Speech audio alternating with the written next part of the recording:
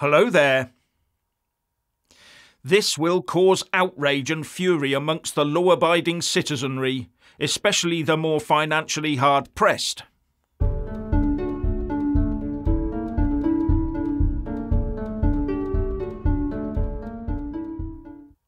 The government's loose grip on law and order has now become non-existent, and unless urgently addressed, it will have severe ramifications for many people. The Co-op has issued a report showing that retail crime, much with violent undertones, has seen a massive surge to new record levels. And as you'll see, this is not a victimless crime, as lefties would have you believe. And this is no doubt replicated across all retail outlets. And where are the police on this? Search me. Probably too busy doling out crime numbers for insurance claims. And the view of the Co-op is that a growing number of criminals are finding they have a freedom to loot at will. Retail crime surges to record levels, with repeat offenders and criminal gangs operating exempt from consequences, says their report.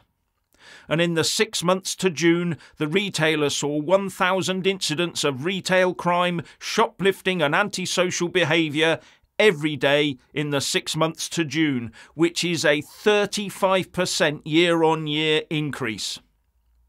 And after making a Freedom of Information request to the police, they find out that 71% of serious retail crime is not responded to. And after making a Freedom of Information request to the police, they find out that 71% of serious retail crime is not responded to.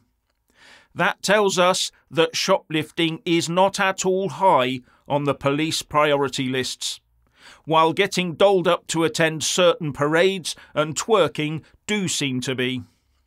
Criminals have freedom to loot, with rampant levels of out-of-control crime, predominantly committed by repeat and prolific offenders with drug or alcohol addictions, and local organised criminal gangs among the main drivers of offending, said the Co-op.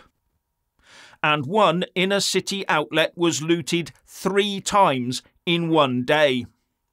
And the warning from them is that if this is not dealt with, it could mean many areas becoming no-go areas for local stores. Well, they are obviously already no-go areas for the police service, so retail was bound to be next, quickly followed by the law-abiding folk. And for the rest of us, this crime has to be paid for, so these criminals are part of the inflation problem. And as more of them realise that this crime has no bad consequences for them at all, it will increase, with more people being tempted to join the party. And these types of crime can be flashpoints for attacks, assault, abuse and antisocial behaviour. Co-op reports a 30% increase in physical assaults and a 20% increase in antisocial behaviour and verbal abuse. And with modern wokery being in the ascendancy, where the roles of victim and perpetrator are reversed, anyone who does intervene risks being the one getting arrested these days, especially a hired security guard. Not only that, it is extremely dangerous to do so. And the Independent and Times reports one store manager calling these looting attacks as terrifying, and that shoplifting had become worse since the pandemic. The criminals just clamber over the kiosks, she said. Shoplifting has always been there, but this is different. They just sweep the products off the shelves. They have even smashed our outer doors to get in. And when the staff call the police on 999 to report these very violent offences, they get told to phone 101. And staff are facing criminals with knives, screwdrivers and even needles. Co-op Food Managing Director Matt Hood said, "I have seen some horrific incidents of brazen and violent theft in our stores, where my store colleagues feel scared and threatened. I see firsthand how this criminal behaviour also erodes the very fabric of our communities. It's hard to overemphasise how important urgent change is. And none of this points to penniless, hard-working parents trying to feed their children. This is drug-fuelled need and crime for profit. This is almost naught to do with the cost of living crisis. No, these are nasty, vile and violent criminals. In fact, the Co-op's statement doesn't even refer to the cost of living crisis. And still nothing, it seems, from the police. Too often, forces fail to respond to desperate calls by our store teams, and criminals are operating in communities without any fear of consequences, added Matt Hood.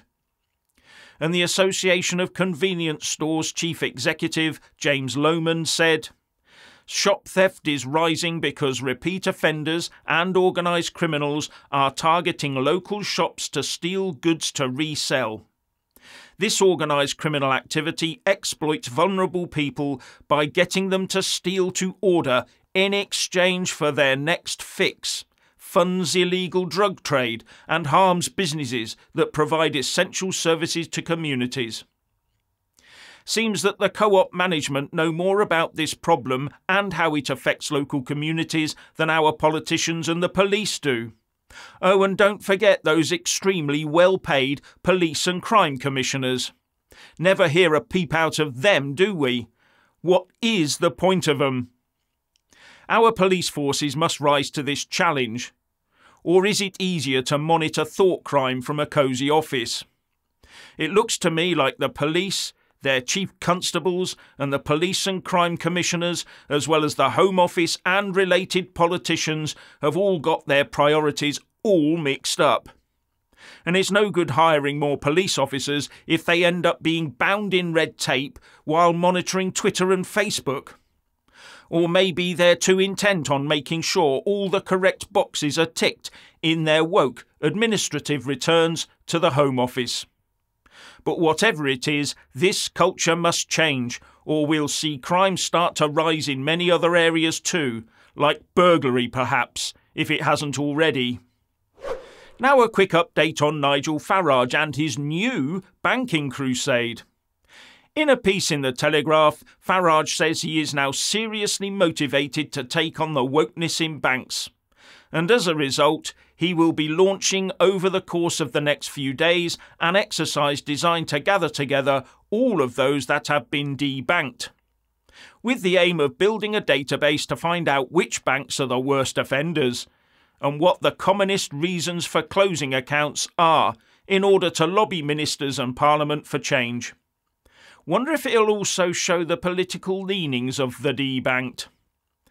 And one beneficiary of all of this has been the owner of GB News, Sir Paul Marshall, because the £60 billion hedge fund, Marshall Wace, owned by Marshall, has reportedly made a £5 million paper gain after shorting NatWest.